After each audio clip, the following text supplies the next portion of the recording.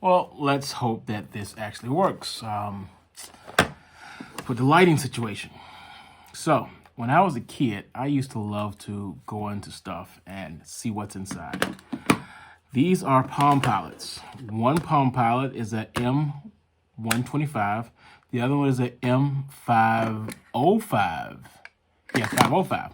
So this one has a little bit of wear and tear. It's starting to peel here and there, so it doesn't look as attractive as it used to. Now, I've done stuff like this before. I've gone into machines and I've seen what's inside the machine. That's the reason why I have this Intel chip here, because I tore the entire machine apart because I really wanted that chip on the inside. It's all about what's inside, okay? So, I want to know what's inside of this. This one is dysfunctional. It does not work. The other guy actually does work. This one actually does work. But this video is not about it working. This video is about what's inside this machine. So when I was a kid, I used to just, get anything I could just rip these toys and other things open. But as I became an adult, I turned around and I did something phenomenal. I ended up buying my own tools. I already know that this is the tool that I need right here. So I'm just going to go ahead and pop it in. Everything is mislabeled and out of its normal place, so I can't even tell you what screw it is. I can tell you that this was made back in the day when they wanted these machines to last a very long time. My coworker, Carl 5, saw this device. He was like, "What is that? Is it a cell phone?" I was like, "No, it's not a cell phone. It's actually a Palm Pilot. It's basically a PDA." And I don't think he really got what it was at first, but then we realized what it was later on. But the whole thing is, this was designed to be a computer in your pocket so that you can do anything you want. This is the more advanced one. It has a color screen, backlight. This one here is the cheap one, more geared towards a person who didn't really do a business or maybe a smaller business, and definitely for the college kids, because with the college kids, they wanted them to be able to customize things to meet their needs. So they had these removable faces, kind of stupid, but they had these removable faces, and that was the big gimmick, is you can change it to the color you want. Yay. So like I said, this one is fully functional. This is a green screen of maybe 4 shades. It does have a SIM card on the side over here. The other guy has a SIM card too, but it's on the top. I think they use titanium in these bodies. I'm not 100% sure. But who cares? It's all about what's inside of this thing here. That's what I want to know. I want to know what's inside of this here. There's no way I can do any kind of fix it. And this is also the time I say, I do strongly believe that everyone who buys a device, they own that device. Therefore, they should be able to repair that device. And I'm a big, big advocate of the right to repair. It's a big deal to me, because I have repaired a couple of my cell phones, my wife's cell phone too. Now, you may not be able to see this here, but this is I think it's Turmeric Tea, and it actually has a lime in there and a little bit of lemon. No, it has lime in here and a little bit of honey. Because this is a bit on the tart side. It has like a little bit of a ginger hit, because it just scratches the back of my throat in a really weird way. Hey, why is it coming off?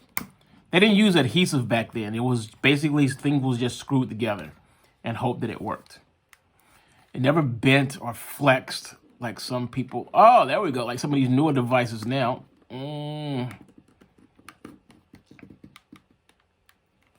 that is really tight. I did not prep this here, so I don't know exactly how to get in here. Now, this is before, there we go.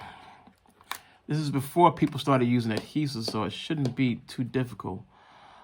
This is probably from the year 2000, 2001, 2003. See how it kind of jumped there a little bit? Because I know before I left Atlanta, I bought a handful of electronics that were going to be useful to me in the future. Believe it or not, my wife actually used one of these. So I actually have 2 of them. They're still usable, supposedly usable. Ooh, there's a battery. That's interesting. That's very interesting. I might be able to replace this thing here. It looks like a P is on there for calm. Wow, that was pretty easy. Wow. It's very simple design. Very, very simple. What was that? Oh, seriously? It's got a vibrator inside of it, a modulator to vibrate. I don't recall this thing ever vibrating before. Maybe it did it so quickly I never noticed it. Wow. Okay, that's interesting. I did not know that was even in there.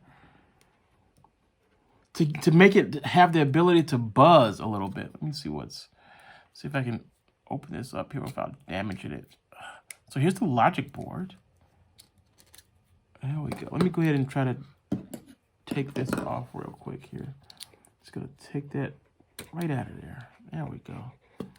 And I don't want to damage this, so it just kind of folds over. Okay.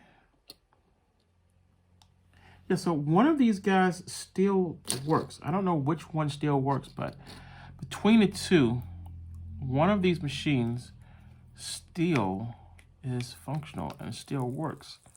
So it looks like they did use an adhesive to put the battery on here. And the battery is maybe what is damaged, because right now it will not charge. So, wow, that was pretty basic.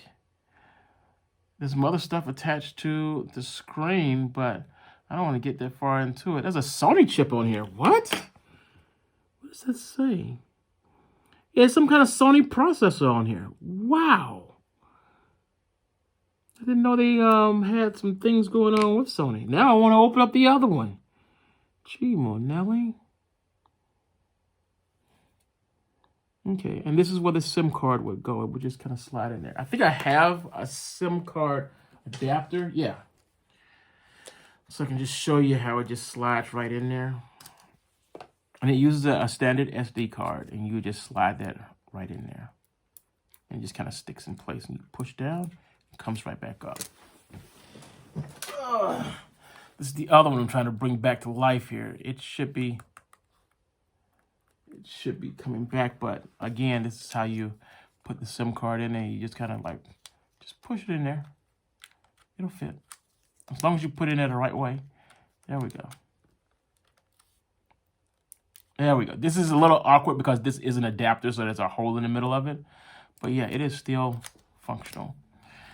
In order to get one of these guys to work the last time I did this here, I had to let it charge and then go down and then charge it back up. Basically, I had to let it drain completely and then bring it back up once it was done. So maybe that'll happen again. We'll find out. I do feel a little warmth back here. So it is getting something, and it does have a light at the top. So it is getting a charge.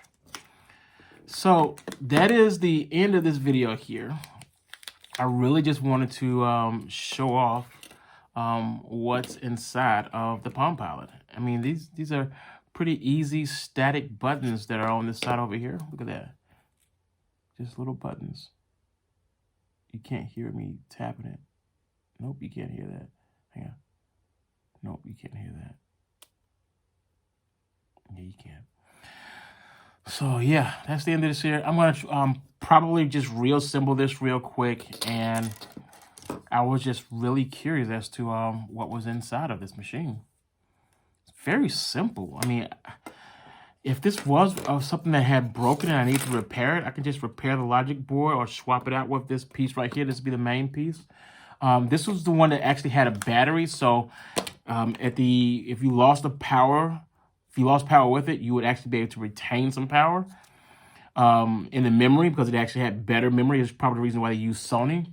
Whereas this one here, if you lost power, it would eventually blank the data that was on there. So if you had $1 million project that was sitting on here, it would be gone. It'd be worth 0 because it no longer existed. So that's me with tea, a karambit, a SIM card, and that's it. That's all I got. That is the end of this video.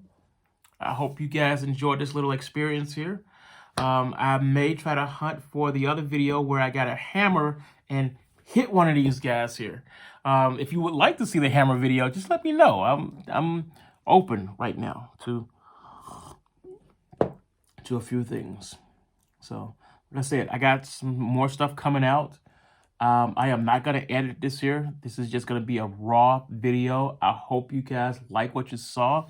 And, you know, hopefully soon, because there will not be a Splinter Cell 2020, maybe soon I'll be able to use my little other stuff that I got over here, you know, because look at this here. You see that? Splinter Cell Chaos Theory. This used to be the way people turn. You can't see that. You can't see that. There you go. See that? Splinter Cell 2021. Where are you? Because I wanted to talk about this disc right here that was from the Xbox magazine. I wanted to talk about this Secret Society card that I have. Look at this here. Pops off. Hang on. Oh, don't break your finger doing that. Come on. There you go. Ah, look at that. You see that? It's a freaking USB port. Is that not cool? That is cool.